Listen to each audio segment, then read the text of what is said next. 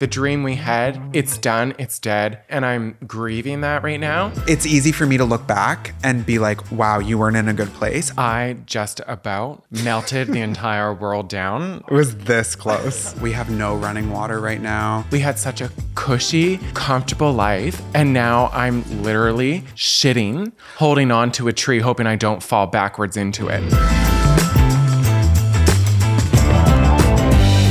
Hello, and welcome back to another episode of Tangents with Tyler and Todd. I am one of your hosts, Tyler. And I'm Todd. How was your week? It was bad. There's absolutely no sugarcoating it.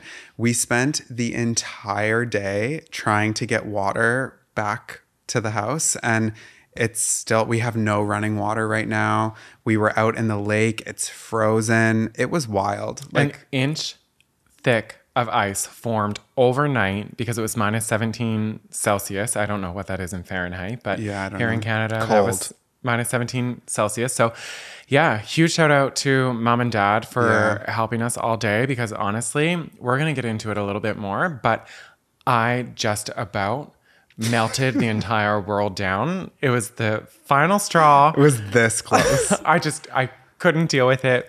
It was it was just so unexpected. Like, we woke up, we went to use the bathroom. I am so certain that I woke up and went to pee in the middle of the night and flushed the toilet and it worked. So my theory on that is like, you have a little bit of a reserve in your water lines and stuff. But I think overnight when it got so cold, we're kind of jumping ahead of ourselves here, but where we live, it's on a lake, and we don't have a well. We don't have like any municipal sort of water.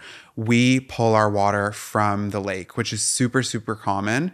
And then it's filtered and made safe to use, obviously. Like in our mechanical room, we like treat the water. We do all of that. That's like very normal of like sort of these types of houses in Canada. But somewhere along the path of the water line that goes underground from our house and into the lake, it clearly froze somewhere. And we went to make a coffee and turn on the tap, no water. So we were like, what is going on? Went down to the mechanical room. We were checking everything, and the pressure gauge on the system, and we have no idea what we're doing, by the way. We're just like, well, I want to say, like, we have an idea, and this is kind of the theme of today's but we're video. We're not like plumbers, but we had an idea self-taught. based on our system that we built. But what we're starting to understand is we bought a house, and there's no manual that comes with a house. So this is the previous owner's system. They knew how it worked. They knew the ins and outs of it, and all the little, if this is humming, then it's time to do this. And we like the quirks of your home. Yeah, which we've realized this house it's like a puzzle, and we need to figure out how the pieces go together to make how all the systems are working to keep the house running, which is kind of exciting. It is exciting, but I think it's like an added layer of complexity because, you know, this house isn't in like a subdivision. It's not, we don't have like that sort of a setup. So we don't have municipal water. We don't have municipal sewage. So speaking of sewage, can we talk? So over the holidays, Tyler's family was here. And so we haven't even talked about this yet. It was too fresh when we first came back with episodes. I was still like so, I think, traumatized from that. The only record that ever happened is your sister took a photo out the window of us out there, frustrated. Me and my sister sat in the kitchen and we were drinking like Newfoundland slush. Newfoundland. Can we take a little tangent? I know we're early into the episode, but it's time for the first tangent. So if you've never heard of what Newfoundland slush is, it is one of the best things ever. Basically, you just take a full bottle of vodka, you dump it in with a frozen like juice pack, and then you add, I think it's like 2 cups of water, and you put the whole thing in the freezer. And then every couple hours, you like churn it up. So rather than being a solid ice block, it turns into like a slushy, very boozy texture. Anyway. Very boozy. Very boozy. Especially if you don't stir it, or you're at the bottom where it's like the vodka tends to settle. Yeah, we had so much fun. Like, my parents were here and my sister. Anyway, we told you guys that they were here for Christmas, but it was a lot of fun. But while they were here, we went to flush the toilet and like everything was like fine. Like there was no, issues, but we went outside and we were like, it smells like shit. Like actual raw sewage. So I thought the dogs were just like, because they poop in that area. It's getting cold. They don't go far. They do it close. It was not that type of smell.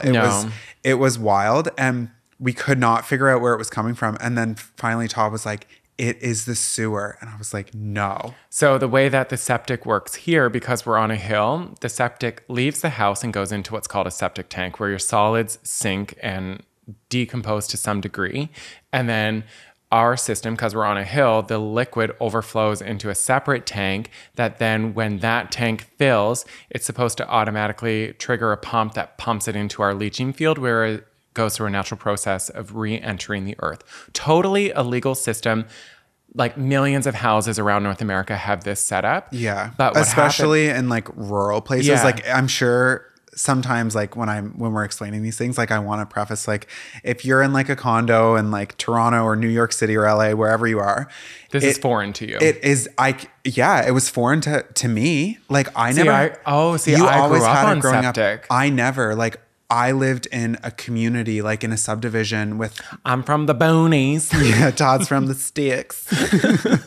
But yeah, like you don't, when you flush your toilet, it just, the reality is like in cities, it goes away to like a treatment facility that the city owns and they deal with it. We got to treat our own. But what happened over the holidays was the pump in that liquid holding tank failed. So it overflowed, so then we had nowhere to go. Had nowhere to go because the pump was done. Said gotta go, and so luckily Dave, our plumber from the land, was able to come and fix it and get things working again for us, which was so helpful. Yeah, shout out to Dave. It was like, but that's really how we learned the system. Yeah, we had no idea. Like we had. Like from the building inspection, we had some idea that there was like a second tank, but we didn't quite understand how it worked. We figured like in a couple of years when we need to pump the tank out, we'll figure it all out then. Well, our little Christmas surprise was learning how it works. But anyway, that's sort of like a little detour on what happened today. And I guess the realities of when you live in a rural setting, like there's a lot more house maintenance than I think a lot of people realize. And that's exactly what happened today. Because our water doesn't come from, like a city, there's no underground pipes, it's all on us. And like when it breaks, you either try and troubleshoot it yourself or you're spending literally thousands of dollars on trouble calls, because as soon as you're calling someone out on an after hours call, an emergency call, any of these things, the price automatically doubles per hour plus material. Like it's best to try and get some sort of understanding, especially where we're new and don't know this. We'd be figuring the system out with that person that's charging a lot of money at the time. Oh yeah, because they don't know either. No, the system. Everyone has their own little tiny quirks. Yeah, and so basically all of this is a roundabout way to say we wanted to kind of discuss the learnings we've had from living at the land over the last 3.5 years, and just kind of talk about the differences now that we've been on grid for a few months, what we learned while we were off grid and what we experienced and versus when we were on grid, and all the differences and how helpful it all was. Yeah, I think the biggest thing that I want to make super clear right away is online, when we kind of like shared on our YouTube channel that we're going to be moving from the land and we're not going to be living there for this winter. We're going to be living in this cabin that we bought. There was a lot of people that felt really, I guess, betrayed for some reason, or like taken aback that we're no longer living off grid. And having spent the entire day today trying to get running water back to this place, and while on grid. While on grid, and still we're going to have to spend probably all day tomorrow and all day the next day. I know that we will get it going. Like I'm I'm feeling good about it. We have a plan. Like, but for right now, it's bottles of water, and we've got big jugs by the toilet. If you got to do what you got to do, you just put the water in and it'll eventually go down. And we've got baby wipes to shower. Yeah. Like, we have been through it. Like, this is the thing, right? You and I, we lived on the land for 3 years in the middle of the woods without power, without water, with nothing. We made it work, and we really struggled. So this type of a situation for, I think, a lot of people, when you don't have running water, well, what are you going to do? You're going to call someone? No, we're not going to call someone. We're going to figure it out. And that goes back to what I was just going to say about people being sort of taken aback that we're not living off grid. The only difference that we have with this property versus the land is that we have sure power coming from the lines. However, that's not always going to be the case for here. The power grid where we live is so unreliable. We have only lived here for 2 months, and the power has went out 4 times. That's what happens when our government sells a utility like a power company to a private company that then guarantees the shareholders a 9% return. But that's a tangent for another day. We'll rip Nova Scotia Power a new asshole another day. Yeah, it's called deferred maintenance. Yeah.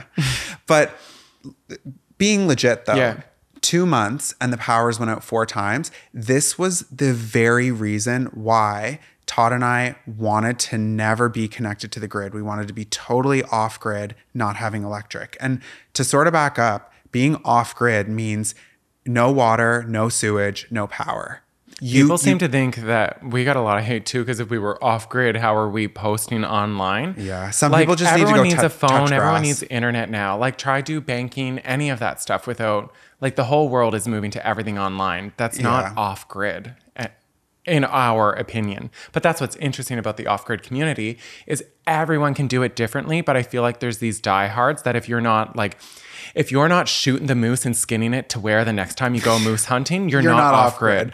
But you know what? That's true of any sort of like community or like, you know, niche. It's like no matter what we do, we are never going to be good enough. It's the same. We've talked about this before with Darcy and Jer about how like even in the gay community, there are people in the same, we're on a major tangent here, by the way, but in the same week, we will get comments on our videos being like, we're too gay. And then there's other people saying that we're not gay enough. And it's like, we're literally just ourselves. I'm not trying to be anything or fit in this like box or like be the perfect off-gridder. Like, I don't care. It's not that deep. Yeah. I see, for those, I've kind of like distanced myself from the comments. I have a very healthy relationship of like, once I've seen like several negatives, it's time for me to leave because I don't like, no matter what people are seeing, they're seeing just a small bit of what's going on. They don't understand the real struggle or everything else that's going on in our life. And so I find I was allowing those comments to allow me to spiral and question myself. Yeah. So I feel healthier not being in the comments as much. I think that's important though, like making sure that you're protecting your mental health. That's where so it's funny you said protecting, because I think that those negative comments about like you're not off grid or with regards to the gay community, I think it's a protectionism that there's something that they're insecure of or they feel that they're losing by you either changing what people's perception of something is or modernizing. And it's not about us. No, it's about them. So figure it out and get away from your keyboard. Listen, save your opinions because we do not want to hear them if they're nasty. Like it really is. It's that simple. I think I don't even know where we are. We're down. We took a couple tangents. Math profs don't even know what tangent we're on. No, but I do want to say like life is just so short. And if you're going to be nasty and spread that, I just can't relate. I can't imagine watching something or like seeing someone that like something I disagree with and being so worked up about it. If it doesn't impact your day, like I can understand someone that, because I've been so frustrated and there's things going on in your life where you're yelling at a customer service rep, you know, like there's times where it's the final straw. I don't do that. But everything could be going wrong. If Todd is on the phone and like things are going wrong. The biggest thing is, so because most customer service is on the phone. But what drives me crazy is I can understand that you're understaffed or you're just choosing not to properly staff and I'm going to be on hold for an hour, but stop every 1 minute, ending the music and saying, we appreciate the patience. Please continue to hold. Obviously, I have no choice. Like, that's what drives me crazy. So then by the time I finally get someone, it's been 60, like, oh, they're here. Oh, no, they're not. Oh, they're here. Oh, they're not. And I'm like, oh my God. Is it the false hope? It's the false hope because I always stop what I'm doing and run over because I put it on mute so I can go about my business. So I'm scrambling to find where my phone is because I tend to walk away from it. And then I'm running over to try and hit unmute. And then it's like, we appreciate the patience. We're experiencing a higher than normal call volume right now. And it's like, no, you're not. You just don't, you don't hire properly. Okay, so that's like an extreme example on the phone. But basically, I just don't get when like something doesn't impact your day-to-day life and you feel such a visceral response that you need to spew hatred out into the world. Like watching a video, if you don't like it, there's an exit button. Yeah. No one's sitting there forcing you to watch something. No one is forcing you to be here. I have never I'm glad you're here. Very glad you're here. But I have never once commented anything negative on a video. Yeah. On a post. Anywhere. Like, do you know what I mean? It's kind of, I just don't get if it's not. But they've, like, come on. They've got things going on. It's a release for them.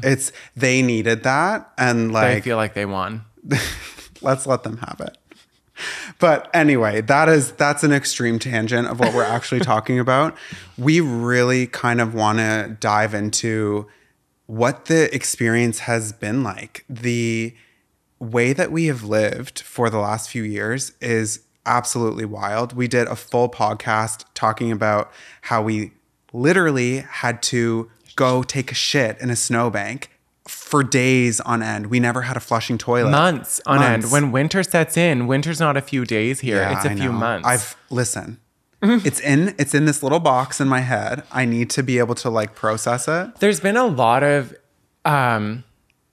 like learnings and things we're going through as we've been adjusting to having like running water, indoor plumbing, and stable electricity. Yeah.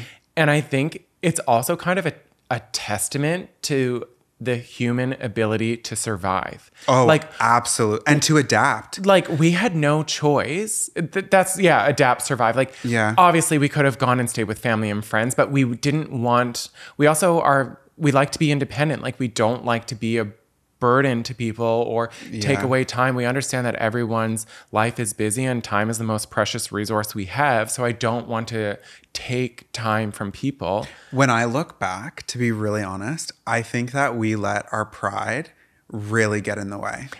I think we were worried that if we said, you know what, this is really rough and we're going to get an apartment for a few months, I think we were so afraid of what our family would think, what people online would think, what our friends would think. Like we were so in it and we did the damn thing. We really did. But that's the thing. Like we had no choice but to like, okay, you gotta poop. It's been a few days of holding it in. Like you gotta go out, find a nice patch of moss. There was no days and dig down underneath it. That was you? That was me. It took me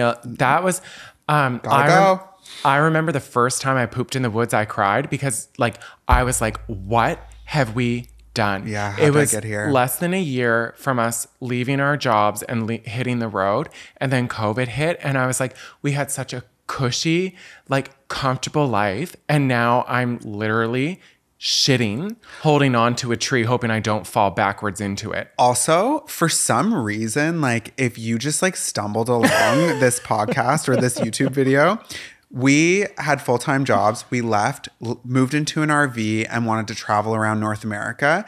And then COVID happened. And so we were like, well, where are we going to go? You're not allowed to travel anywhere. So we came back to Nova Scotia, where we're originally from. And we ended up developing this off-grid piece of property that we owned. And, you know, we built a shipping container home. We built a dome. We've been trying to... Partially built. We're not quite done yet, okay? Get off our backs. We're working on it. It's very complicated. But while we've been building, we've just been living in an RV, and then we moved into a geodesic dome, which is essentially a tent. And we haven't had any amenities at all. Like no running water, no power, no heat. Like it's nothing. Been a lot. And this is new. Like we've only lived in this place for 2 months. We're still going to be building the shipping container home. We that's another thing that we get asked all the time. We're not giving up on that. We're not. To be honest, right now, we just... Tyler, Ken, I think you would be willing to pick up and keep going with the house, but I emotionally am not there. I feel it's still a loss, and I don't like being there right now, so... We're taking the winter because I'm not going to cry today, but it's a lot. And we just need people to like realize we're not giving up on it. We're going to finish. You don't need to keep asking because we know that that's a burden we have on our minds. The reality is like the people that watch the podcast, like, I don't want to say that like I like this community better than like our Sunday YouTube videos, but like you guys understand us in like a different way. We're able to. Like a YouTube video, there is so much that is happening in a project that we don't have the time to sit down and like go into depth of the thought process and everything that went into it. Like in a 23-minute video, we need to start at point A and get to point B, and we have to be strategic in what we say so that it makes sense so you can follow along with the video and understand, but you don't understand the whole picture. Yeah, you don't get like to understand like the why of The painting is in portrait mode, but we only have the ability. No, the painting is in landscape mode, and we only have the ability to show you portrait mode. Huh? Your painting is in portrait mode, going lengthways. We're getting hand gestures. If you're listening to this on it's podcast only mode, it's in landscape mode, and we can only show you portrait mode. Okay. So you're missing everything that's on the sides. I see. And we have to choose where are we angling that portrait on the entire landscape. Yeah. And I tell you what, I should have been a hypothesizer because I am so smart. You should have been something.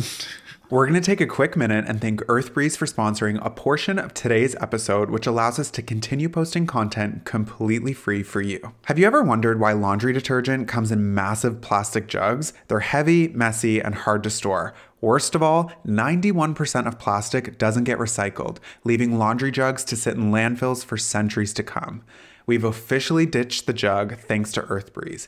The packaging comes in a cardboard envelope, which saves so much space. I can fit 720 loads of sheets where I used to fit just one 60-load detergent jug. Imagine for a moment a pre-measured liquidless laundry detergent sheet that dissolves in all wash cycles, hot or cold. No measuring, no mess, and no heavy lifting. That's right. No plastic jug. EarthBreeze is tough on stains, fights odors, and my clothes come out clean every time. I can truly feel the difference. Trust me, there's no reason not to switch. Right now, our listeners can subscribe to EarthBreeze and save 40%. Go to earthbreeze.com/TTT to get started. That's earthbreeze.com/TTT for 40% off. earthbreeze.com/TTT. Now back to today's episode. So anyway, we just kind of like are finding it very interesting as we're adjusting back to what was our regular life. Like we didn't grow up Little House on the Prairie. We had regular jobs, we had suburban life, and we stumbled into it, and it's just been more I didn't realize how different the two lives were until we've been here more. So I want to play devil's advocate here because the reason that they feel so different is because we were living in a tent. Let me remind you of that. Once the container home is finished, the container home has a septic. This has a septic. The container home has a well. This has the equivalent of a well. The only difference is the container home has solar panels and is not connected to traditional power. This eventually, the properties are going to be the exact same. The comfort. That is a goal that we have. Like, there's a lot of learnings from the land. So people have been asking too, like, are we going to take any of the stuff from the land? Like, are we going to move the solar here? No, we're going to leave the solar there. But we're trying to figure out how we can make solar work here so that we can offset our power bill. Because in Nova Scotia, like, we can sell the electricity back to the grid, which would be the equivalent of us running the panels in the day and charging the batteries. So the way it works here is we would just be charging and sending it to the grid to share to other homes. And then at night, when it's not sunny, we would be taking from the grid to run the house. So the power line is basically your battery. Yeah. Hopefully that makes sense. And it takes a bit, but if you can size your system right, you can almost wash out your entire power bill, which is very equivalent to being off grid, because there were times when we were there, like once we got the power building up and running and the battery system going, even with that, there were times we had to use the generator to top it up because there were gray days. So no matter what, you're always going to pay some amount for electricity. It's just rather than us building our own battery bank again, we're going to use the grid as it. Yeah, I think that would be a better decision for this place. That's a big learning we had. Like, if we had have, depends on your climate though. This is the thing. Like what I've realized lately, mainly because I specifically went in, we were getting so many of those comments of people, what I felt not understanding our perspective. And it was so shocking to see how many people from America, from Mexico, from Argentina, like way south. I mean, America is south to us. No one in Canada lives more south than everyone in America. Like, but it's kind of wild. There's also, I feel like, a large amount of their population is either on like the coast or down south. But I think sometimes people, they forget or they don't understand what it is truly like to live in like Canada or Norway or Finland or like and we're any south for Canada. Yeah, we are like best case scenario for Canada. I think like Nova Scotia is the second warmest province or something in the country. But it is still cold. Still cold. Yeah, you're not in flip-flops in January. Can I say? Go for it. Give her, baby. If I never saw a snowflake again, wouldn't care. Oh, see, I like this is what I couldn't do about like a Hawaii or like something by the equator. I like seasons because it's a change and something to look forward to. Here's the thing. I have those moments, and like when it's like August and every bit of me is just like swamp, then I can't wait for winter.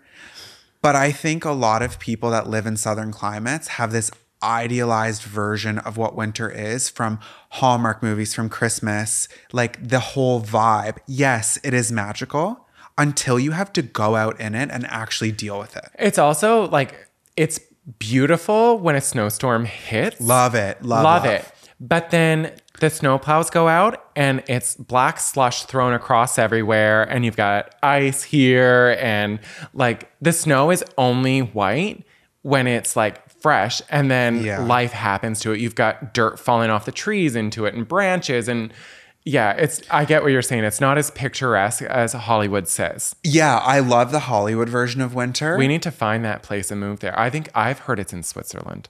Yeah. Comment below. Is winter in Switzerland really good if you live there? Because I need to know. I just picture it being like all these castles and everyone's just happy. And even in March, they're walking about with Christmas packages in their arms. Just skipping in their little boots and their little ducky boots. Yeah, just happy. And then they stop in and have some chocolate. No, see, I think that is probably what people think that Canada's like in a lot of ways. No, see, for us, they think we're just on dog sleds and snowshoes going to get our maple syrup. Yeah, probably. Hunting beavers on the way. Yeah. But yeah, anyway. Yeah. I think, though, like, all that's good, like, you know, having the power and how we're going to do things. But what I'm struggling with myself being away from the land is kind of my identity. And I never thought I'd be this type of person that allows myself to be like identified as something outside of who I am as a personality trait. But I feel as though the land became so a part of us that we couldn't leave for so many reasons.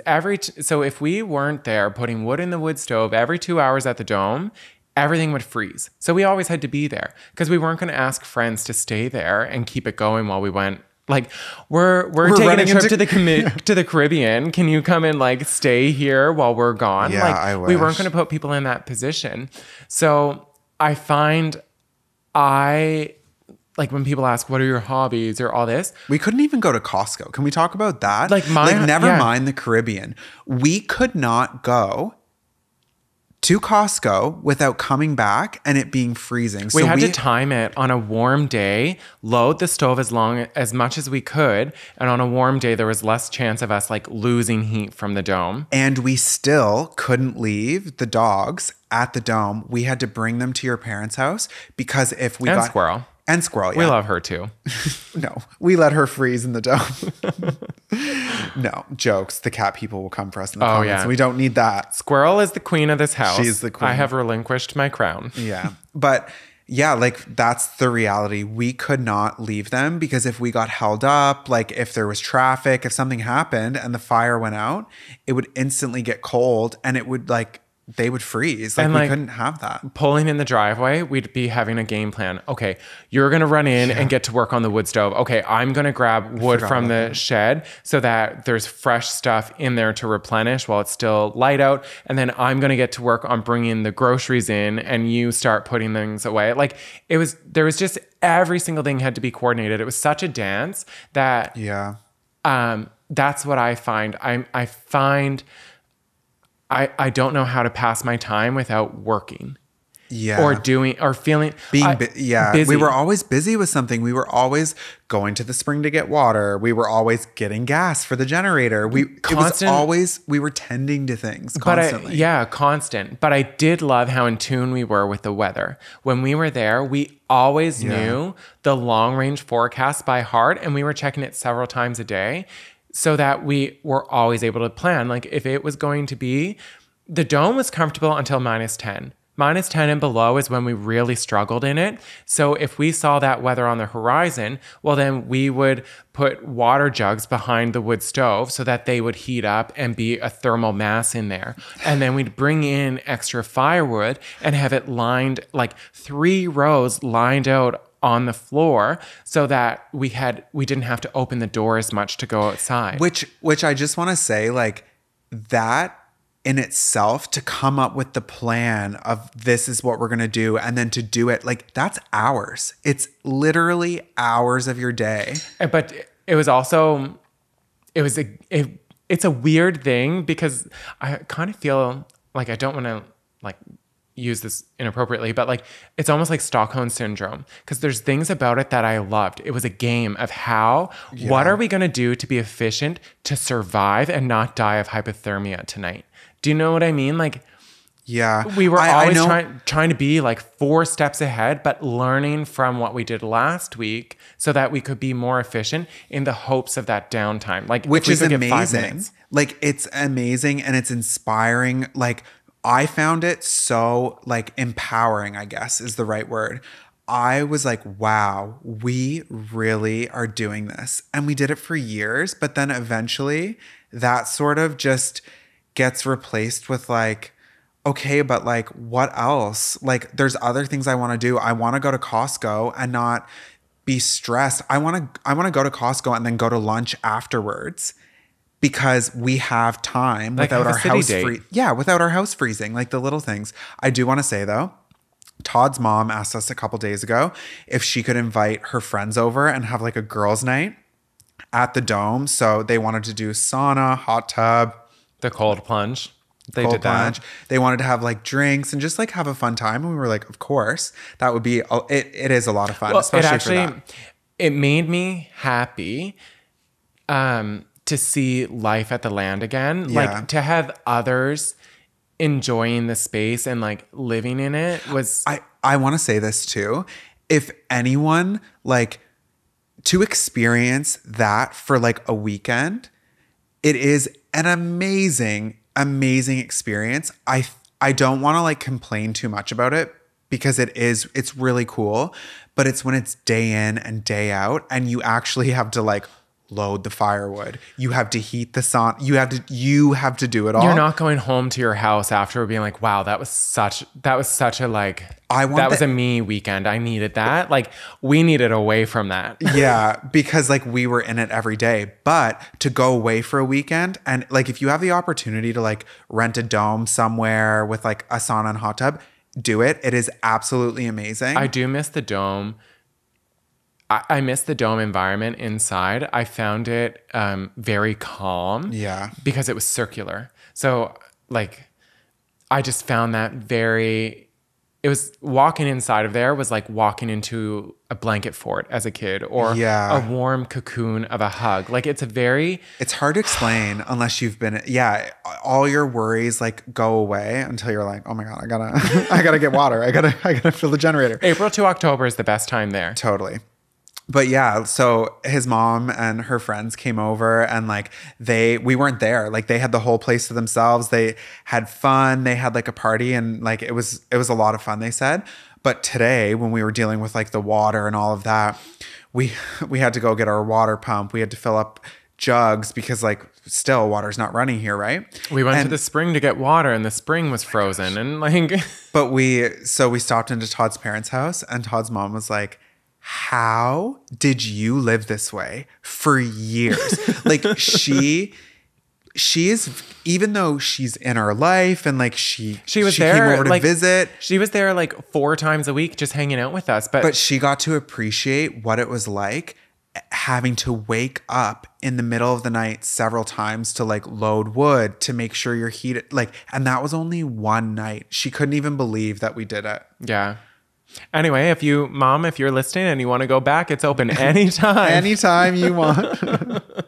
Yeah, it definitely is eye-opening once you go there. Yeah. It's the insulation is the biggest thing, but I don't know. I'm still very happy that we went through the experience. It's very hard and I still I cry every time I'm driving to the land because so many emotions go through me, but the best thing I feel is the survival instinct we learned and like just being more in tune. Even I find like a light being left on here drives me crazy because I'm still like, we're depleting battery right now. Like at some point, if we leave that light on and it's cold, we're not going to be able to turn the fan on to blow the hot air from the wood stove. So like I find that is really, I think, a good experience to have learned.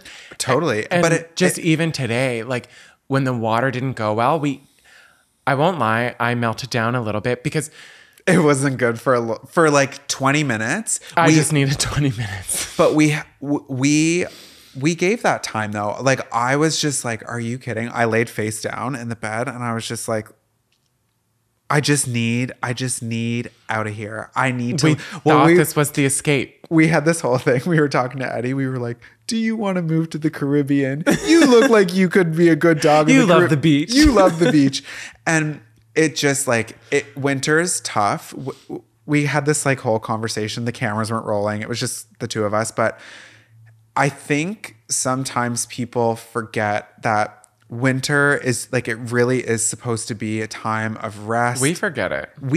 Yeah. We've always been go, go, go. Last year, this time, we were coordinating all the efforts of the addition being put on the house because of the mistakes with the stairwell. And like, it's just go, go, go. And like, we just last week, we're like, you know what? Winter is supposed to be relaxation.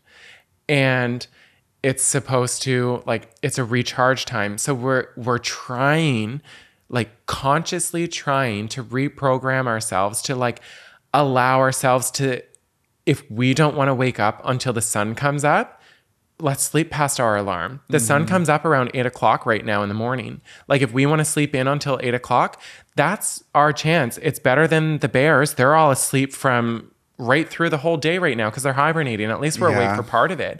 But I want to say this, like in the summer, we love the summer so much because the sun comes up early.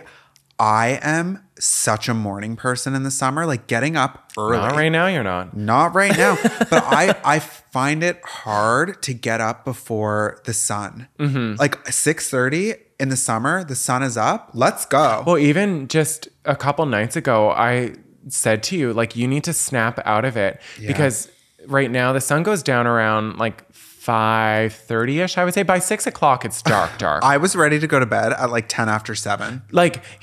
What I find is as soon as the sun goes down, you can't tell time. No, you don't know if 5 minutes track. passed or 5 hours. Yeah. And for me, I find I'm adjusting and I'm able to keep myself going. But what I've noticed, I've been working in the basement a lot lately, unpacking the boxes and settling things in. There's no windows down there. So I don't know what the time is. So maybe the last little bit, that kind of helped me through. But I find... Where I'm always in the office. I'm always editing. I'm always doing stuff. You see the sun all day long. Yeah. But you know what, though? Going back to like what we were just saying about it's okay to rest in the winter. I think that that's probably like an animalistic or like a biological... I don't know what it is. But... when it's dark, you have a tendency to want to get under a blanket and rest. And I know, but the thing is, I find if you allow yourself to go to bed at 7, you're going to wake several times throughout the night because it's a long time between 7 and when the sun comes up tomorrow at 8. That's why you've got to keep busy. You have to keep moving and working on something. And I think around like 8:30 is a good time to kind of start to wind down and like settle in. Yeah. But I think like it's I need to be sleeping. My eyes need to be REM sleep by 10. Yeah. Unless we're watching a good series on Netflix. Oh my like, gosh, we've been Fool watching Me Once. Fool Me Once. Oh my God, crossed that in 2 nights. Bad Surgeon. I fell asleep through that one. Yeah, you did fall asleep. But I speak of this, but maybe this is my ADHD. Like I'm able to keep going, but when I decide to go to bed, I'm gone. Yeah, true. Like I never toss and turn. I never anything. Like we can be in the middle of a conversation, and if I've decided I'm going to sleep, conversation's over. I'm gone. Not me. I need to, like, if I have something on my mind, I struggle falling asleep. But anyway, back to the point at hand. It is us as a society. I think we need to do better. Like bears go to sleep for literally half of the year. Yeah. Why can't we? Why can't we? Why can't we allow ourselves to be like, it's okay to not be busybodies. It's okay to not be as productive as you are in the summer. Like you have time, and we never got that when we were at the land. We never, in January, February, March, we were so consumed with, okay, well, like spring is going to be here before we know it. And then we have all of these projects that we need to tackle. So we need to get all of the groundwork done. We need to do all of these things. We don't need to be doing all that. Relax. Chill. And that's what this place has allowed us to do, is just relax. And I think I feel mentally, my mental health, even though like, I don't want to say it was bad, but I don't think I was aware of, it's easy for me to look back and be like, wow, you weren't in a good place. I didn't know how bad of a place that I was in when I was there, truthfully. Yeah. I feel like I just moved from one place to another, but on the same floor. Like I went from suite 102 to 103 because which is probably why you needed 20 minutes today. I needed that 20 minutes. I'm trying to process the last 3 years and that we couldn't finish it. Like the dream we had, it's done, it's dead, it's adapted, and I'm grieving that right now. And then to wake up this morning and literally want to take a shit in a toilet and jump into the shower and not be able to do either of those broke me. I needed 20 minutes to collect myself, pinch it back up, and move on with the day and figure it out. Yeah, I can totally understand that. And the thing is, like, you're not on anyone's schedule. Like maybe it's a few more months of feeling that way, and that's fine. And I'm allowing myself to nest and build the home that I thought I was going to have there by now. I'm creating that feeling here because I gave up, in my opinion, in my life, I gave up a lot of time on that. Always saying, well, when we get into the house, we'll deal with that. Like things are going to be better. We'll get the permanent thing fixed once we're in the house. We'll deal with that once we're in the house. Everything's going to be better once we're in the house. And the house just kept getting pushed further. Yeah. Like what broke us was the second winter of delays on the house. That is what I was like, I can't. And I literally just shut down. Yeah. And then when we knew like a third winter, right. Okay, so question for you. Do you think we could have gone longer off grid if we had had a smoother build or bought a house that was off grid already? Absolutely. Yeah. That's what I started this saying. Like when this place when we have our solar and we're producing and all of that, this place is the exact same thing as the land. I love living this way. I love living remotely. I love being self-sufficient. I love controlling, like, this water thing we're going with. Sure, we're going to have to pay to fix it, like, whatever it ends up being. But we're figuring it out. And we're in control. We're doing the troubleshooting. We're controlling the cost. We're not waiting on the municipality to come out and dig up our water line. And then they choose to increase the utility rate because of X amount of factors. Like, we have still maintain some degree of control over our living cost by being here. Yeah. And I could imagine, actually, I was going to say I can never imagine it, but I could imagine one day having like a place that we go into, like a city somewhere, maybe. I don't know. I kind of picture that as well. I could have so many different lives. That's the thing. I think, you and I are funny that way. We've had so many different lives, and I bet you we will have so many more that we can't even imagine. My biggest thing is anytime I experience something new or exciting, I just want it to be with you. Mm-hmm. So whether that's a city life and we go to a market, or it's out here and we're trying to figure out how to get water out of a frozen lake. Like, I don't know. I think we're very fortunate that you're my husband, sure, but you're my best friend first. Yeah. And I think that's a very unique thing. Yeah, I agree. Like, every day is an adventure.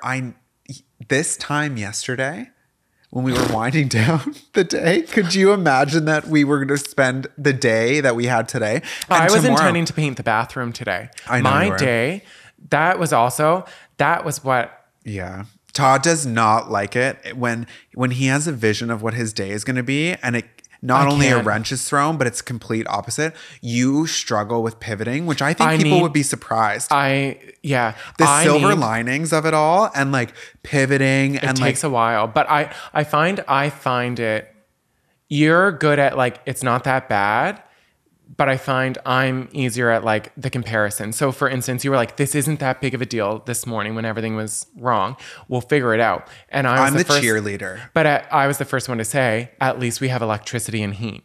And And then we did a whole silver lining. We were like, whole thing. We were like, okay, well, yeah, we don't have water, but imagine if we had water but no heat and no electricity. Yeah, because then the dome had water but no heat, and then that freezes, and that's not good. That's true too.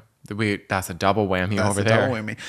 But I think that there is lessons in that, right? It's when things are going shitty.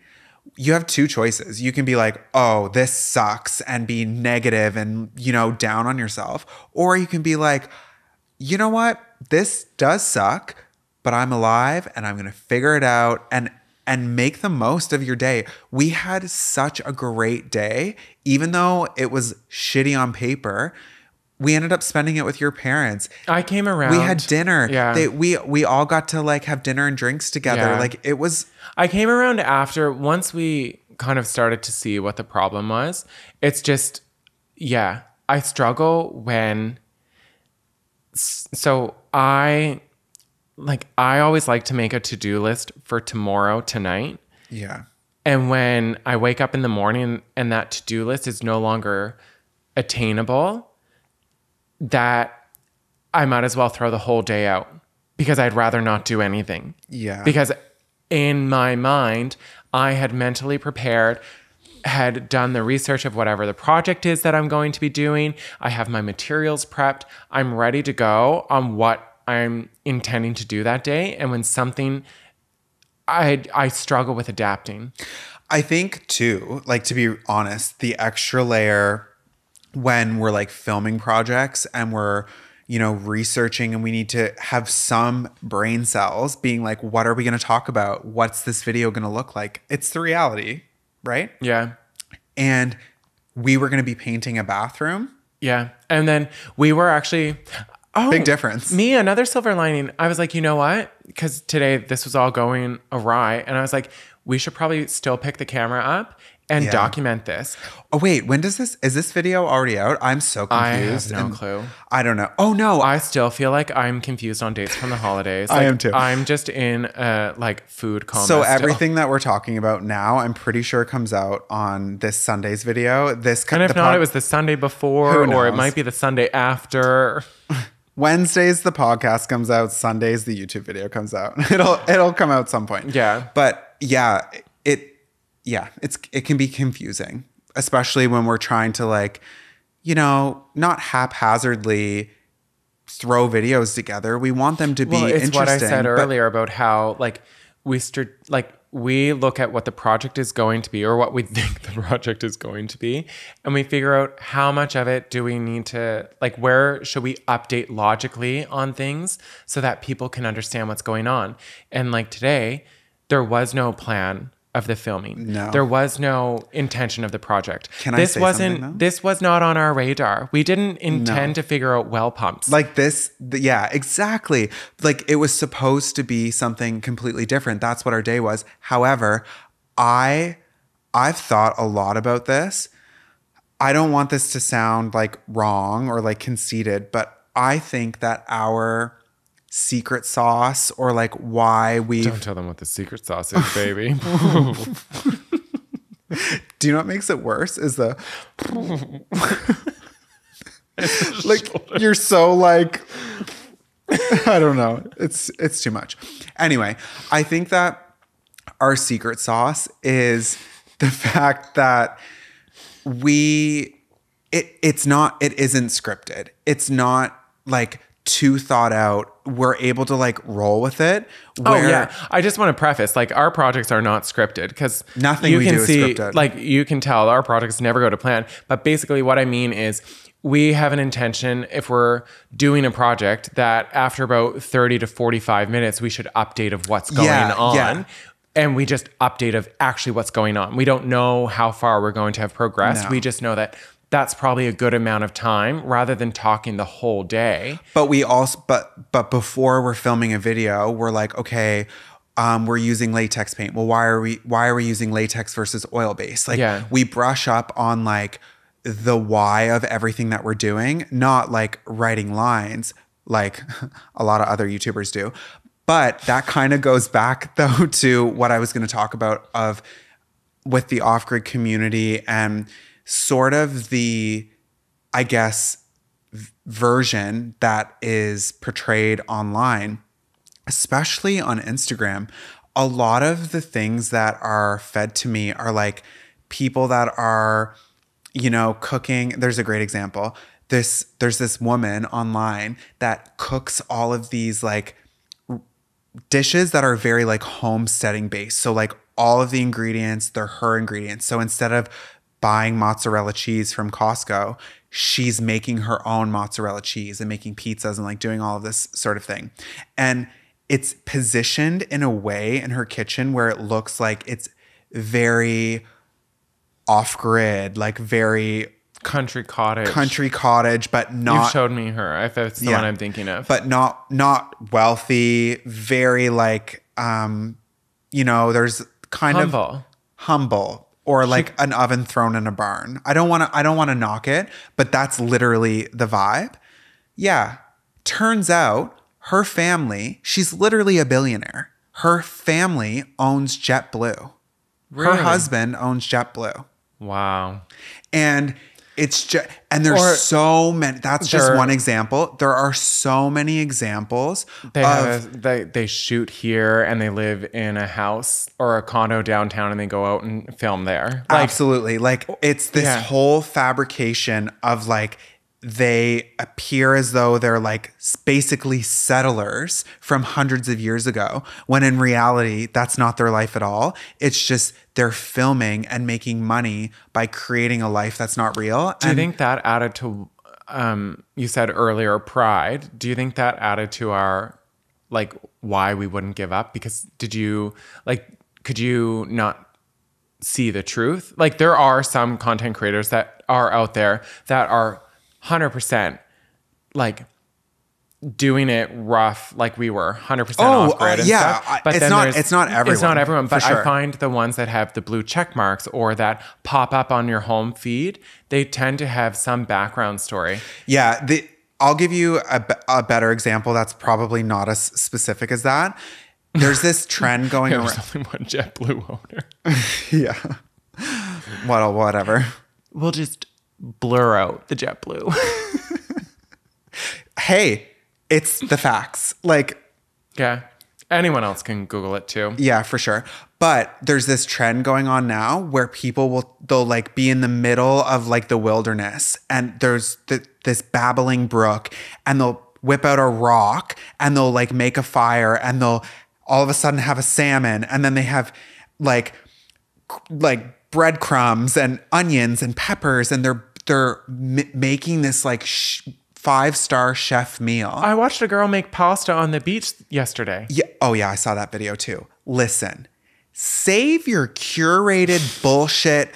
I see through you. I don't want to see it.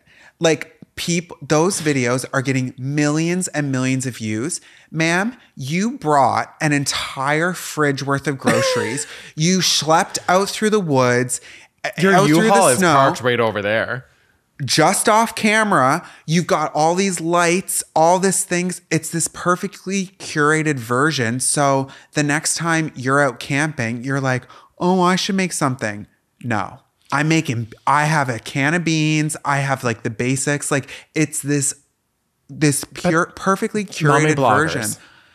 Yeah. The mommy bloggers have ruined parenthood for anyone that like is just making it through. It's not just that you're not online like I'm online. No, I'm very disconnected. Todd, it takes me like, if someone texts me, you might as well leave me a voicemail because I'm probably going to get back to you within 5 business days. I am telling you, there is something happening with social media where it is becoming even more curated. Now I can sniff it in 2 seconds. It sickens me. Any YouTube video that I put on, I'm like, you're literally reading lines. I can hear you reading lines right now. And we do this for a living. On Indeed. How many times do you see YouTube script writer? I know. On there. There are so many jobs for that out there. Like if you want to make it in the world and you don't want to be on camera, be a YouTube script writer. It is so wild. But I feel like this is a huge tangent from off-grid versus on-grid. This is a huge tangent. But the reason that I got on this, though, is like our secret sauce is the fact that we don't do that. And you can watch our videos and know that. This podcast is a perfect example. Like why we called it tangents is because we're not thinking about every single word that we're saying. We're just being true to who we are and having a conversation and letting that steer our values and all of that. And you can never go wrong by just being authentic. And I think it needs to come back. Social media, if it becomes this constant curation, but that's it's also awful. Like my biggest thing is it sets an unrealistic expectation. So we know what it takes to build an outdoor shower. And we built it off grid. Yeah. And so let's speak on this. So it took us, I think it was 4, maybe 5 days to build the shower we had at the land, right? Yeah. It took a while. We had to figure things out. Things don't go to plan. And then that's not factoring in the research we had done beforehand. So I feel like this podcast is more about like what goes into like creating a project for a video, but we'll do easily 7 days worth of research before we even pick up the tools and the camera to start a project, because we want to have, even though it doesn't seem it, we try and figure things out, but like ahead of time, try and plan as best we can. So this shower took us 5 days. And then literally months later, you see, because we did it a little bit ahead of season because we needed a shower based on when the water was flowing. And it was a struggle bus. Like, you can go back and watch that video. The video. Like, we were I think it was several videos because it was like, it was tough. Like, we were sitting in the gazebo up by the first RV or first RV, I think it was, trying to get the pieces together, making it work. And like, oh yeah, and the filter and all the plumbing. All of it. Oh my God, remember that? But then you see these other people and they're like, we're building an outdoor shower in 24 hours. And you're like, no, that took you so much longer. And you're setting an unrealistic expectation for anyone that wants to try and recreate that. Use what you're doing as inspiration. And you're literally, do you know why, though? No, one sec. You're literally setting people up to go down a path thinking that they can do something, and they're going to be met with failure or unrealistic expectations. And having gone through 3-4 years of unrealistic expectations and failures and setbacks, like, that is not something that I want to be putting out into the world. And I could not go to sleep putting that out into the world. I 100% agree with you. It's just that like social media is But people do that. Like, we built a shower in 24 hours. The reason that people do those sorts of like videos, that it's a lie. Like, even though there's no consequence for it, it is. The consequence is your conscience. And but Todd, people don't. Yes, but when it's all said and done, in 10 years, no one is going to know who Tyler and Todd is anymore. Yeah, 100%. Our time on social media, everyone has a time. And I think people don't realize that. And like, I need to live. I love what we do, but you have to be realistic. Like, everyone watching now, you can only watch us babble on a couch for so long. And I just hope that when our time is done, we haven't done damage to people or harm or like set them on an unrealistic path. Like, I want to look back and feel like I did the little bit that I could of good in the world. I feel like I've put that there. Yeah, but that's because we're good people. Yeah. Like, a lot of people are shit. If y'all only knew. Like, that's what I'll say on that. But what I was going to say, people do that because it's trendy and it's clicky. And unfortunately, there isn't consequences. The algorithm rewards it too. That's the thing.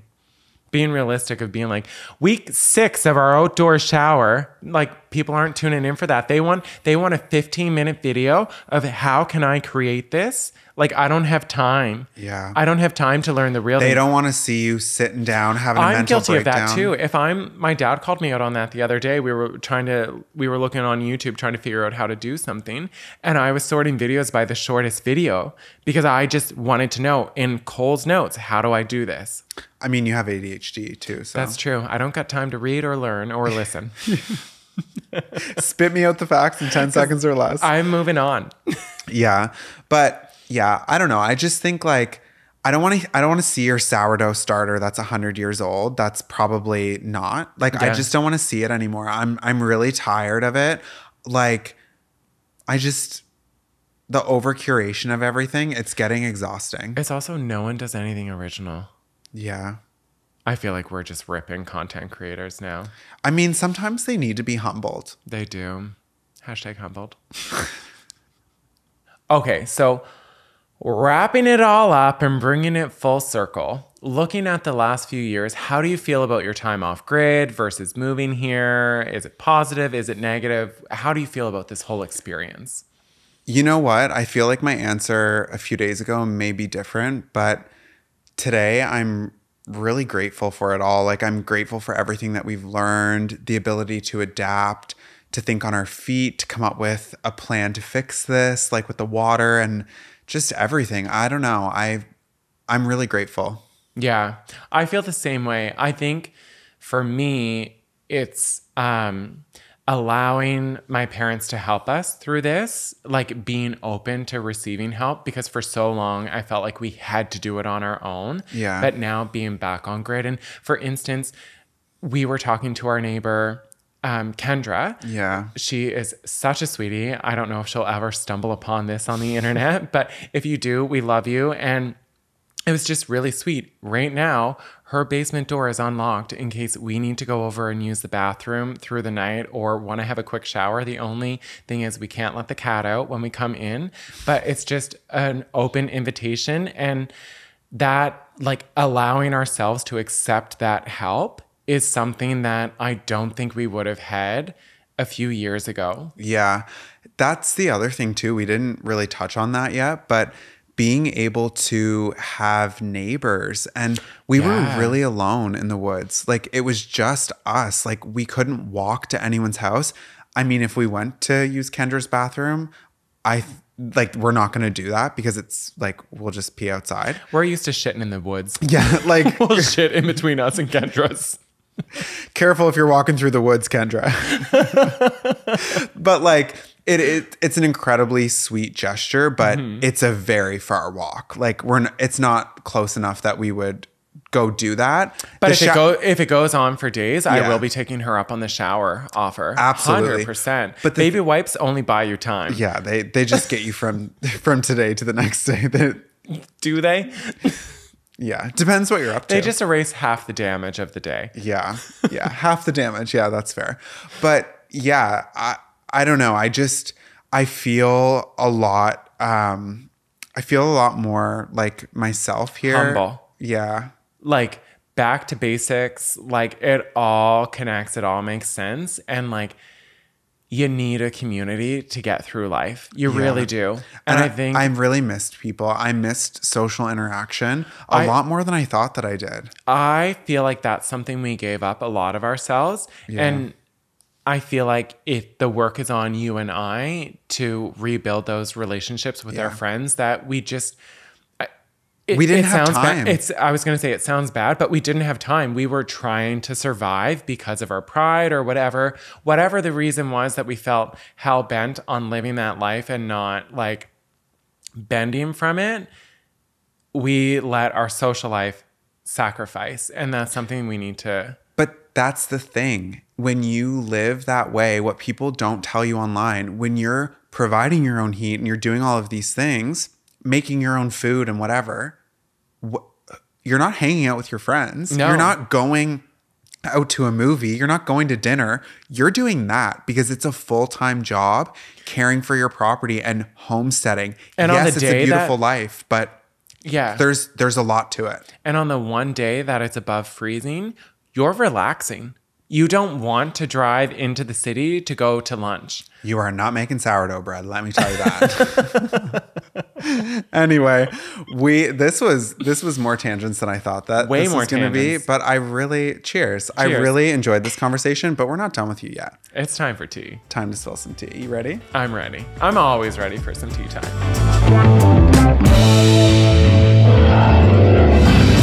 In case you're wondering what tea time is, it is your chance to ask for some advice from us. Just unqualified. I was going to say, it's not qualified. It's usually not good. But if you want to send it in, head over to tylerandtodd.com/podcast and give us your tea. No personal details because we want it 100% anonymous. Yeah.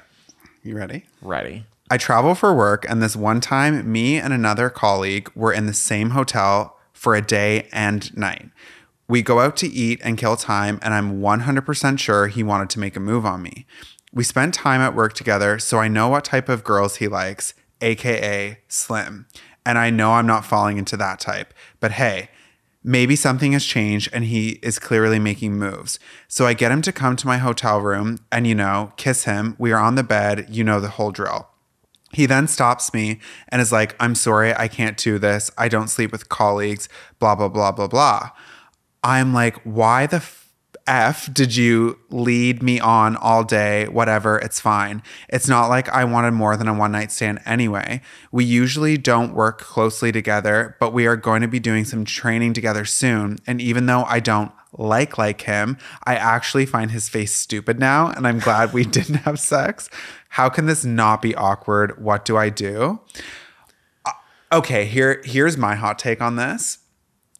I think that a lot of people flirt and, lead other people on because they just want their ego stroked. They don't want to actually follow through with the deed. they're not looking for that. They just want to feel good. They just want validation. I don't think it's actually, I guess that is leading you on, but I don't know. I just think people, they love the attention on them. Yeah. I don't know. I also just think like dating or messing around with coworkers is like dicey. So yeah. Over the holidays, we binged 8 seasons of Grey's Anatomy. They have some problems in that hospital. Where is the HR department at Seattle Grace Mercy West? Well, not anymore. What is it? The Sloan We're just Memorial. up to the plane crash. Like we haven't I haven't memorized the new thing. We're still running on the old letterhead. Like it's just, I don't know. I think it's like that expression, you don't shit where you eat, goes with like you don't shit where you go to pay the bills so you can afford to eat. I think I agree. I think it's really messy when you end up dating people that you work with. But the thing is, you spend half your time at work. If not more. So it inevitably happens, but we're all adults. Like we're all adults here. It didn't work out. Move on. It doesn't need to be awkward. But also, I think that's the thing. If you're going to have interactions and like those type of relations in the place that you work, you need to be in the mindset that if or when this fails, I'm able to still do my job, still work as part of the team. I'm not going to make it awkward. That's an extra level of decision making that you need to make. Why are you smiling? Do you know what? What? Because she said, I actually find his face stupid now, and I'm glad we didn't have sex. I think that she could comfortably be like, you could have had all this. Like, non-committal. But like, she doesn't want him. She has nothing to lose. I would be like so confident and just, you don't need to feel awkward. If you let him see you be uncomfortable or be awkward, you're giving him power. Just be be the most unbothered. Even if you're like, oh, this is so cringy. Just be like. Pfft. And on days that you have to like have meetings with him, wear extra cleavage, wear your tightest fitting clothes, get a blowout of the hair, make him wish that he had he could have had all that jelly. He could have had some of the tea, but instead he's sitting over there with water, Anyway, I really think that being as confident as possible in those situations. Own it. If you're uncomfortable, double down and make it so he's uncomfortable because he's the one that backed out. No. Oh, yes. Just be confident. Yes, but own it. What I'm saying is like, don't let him control the room. You own the room. The room is yours. He's the one that walked away. He was the one that was leading you on and then backed out. He could have had it all. But you know what? If he's still hungry, head over to tylerandtodd.com/podcast. And let him spill his side of the story there. Yeah. We want both sides here. Yeah. Anyway, I don't know if that's going to help you in this situation. I think this has been very sage advice. Look at me. You are a confident queen. Do not let him run games with you. You do you. You do you. You didn't do him. You do you. Yeah. He's going to wish he had all that jelly. He's going to wish he had have done you. All right. Well, see you next Wednesday. Bye.